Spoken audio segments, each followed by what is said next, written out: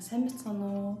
Та бүхэндээ Ларангит буюу Төвөнхийн цочмог өрөвслийн талаар буцсан зөвлөгөө өгье.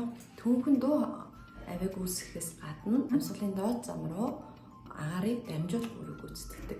Ларангит буюу Төвөнхийн өрөвсөл нь 6 сартаагаас 3 настай нэрэ болон бага насны хүүхдүүдэд ихэвчлэн тохиолддог. 6-аас дээш насны хүүхдүүдэд ховор тохиолддог өвчин байгаа.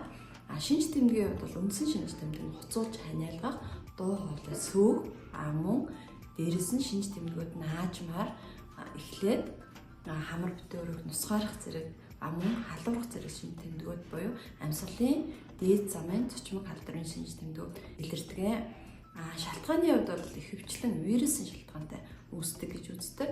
Тэгэхдээ цөөнх тохиолдолд нян, мөгөнцрийн халдвар болон харшлын шалтгаантай үүсэж болдог. Мөн хурц үнэр гаргахгүй байх, арц хүчний үнэр, үнэртэй усны үнэр, саунбокны үнэр, хурц үнэрүүдээс хол байлгах, мөн харшил төрүүлэгч зүйлүүдийг хэрэглэхгүй байх. Үүнд маань бүх төрлийн чихэр, шоколад, газтай өнгөтэй ундаа, халуун ногоо, дарчилсан нөөцсөн бүтээгдэхүүнүүдийг хэрэглэхгүй байх. Шөнийн цагаар ихэвчлэн эхэлдэг болохоор хүүхдтэйгээ нэг өрөөнд хамт ундах хэрэгтэй. Гэртээ авах арга хэмжээний хувьд бол бүлийн шингэн зүйлийг ердийнхөөс илүү болгох, халуурж байгаа тохиолдолд бол халуун 38.5-аас дээш хүрсэн тохиолдолд халуун бууруулах эмнүүдийг хэрэглэнэ.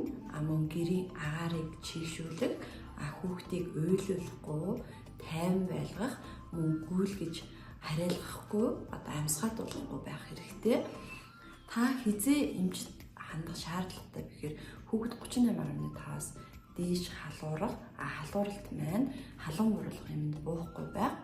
Эсвэл 3 хоногийн дараа халууралт нь намсан ч гэсэн хүүхдийн шинж тэмдгүүд нь арилахгүй, улам ихсэх, хүүхэд амьсгал авахдаа саадтай, төвөгтэй болох, дуу авиг гарахгүй, дуу хоолой сөөх, мөн хүүхдээ арьс цонхиж цайг хөхрөх болон амьсгал авахд төвөгтэй буюу амьсгалын дээд замын шинж тэмдгүүд маань улам ихсэж хүүхдийн биеийн байдал улам хүндрэх дордох тохиолдолд заавал мэрэгжлийн эмчит хандах шаардлагатай.